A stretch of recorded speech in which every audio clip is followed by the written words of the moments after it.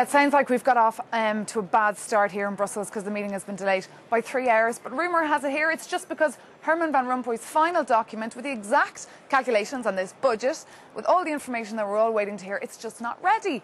And hopefully it will be ready by 5:30. In the meantime, heads of states are ironing out their differences with bilateral agreements. We're dealing with two very different groups here today with very different interests. We have, for example, the Brits on one side, the Germans, the Swedes, the Danes, essentially the net contributors who don't really want to see an increase in the budget. Then we have on the other hand the Parliament, the Commission, a number of member states from Eastern and Southern Europe, France and Italy included, who don't want to see the budget cut. Now we're talking about a figure here of €973 billion.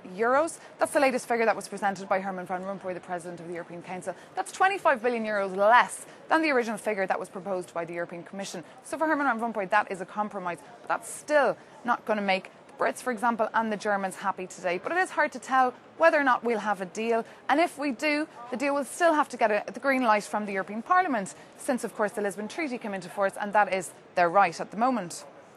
Now, Maeve, this is the first EU summit since David Cameron made that referendum speech in which he said he wanted to renegotiate the UK's membership of the EU. I imagine he's getting a pretty frosty reception from some leaders, many of whom have criticised him since.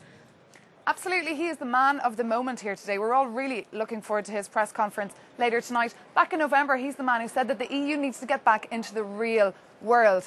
And he really can't soften his stance because he's back home. He's looking at a lot of Eurosceptic MPs. But here as well, he's in danger of alienating his friends and his counterparts here in Britain, with people frightened by the fact that the UK could have a referendum in 2017. But some people say if he gets to keep that famous rebate and if he gets to see a little cut in EU admin, for example, and on salaries of the 35,000 civil servants here in the EU, he could be happy. But we'll just have to wait and see.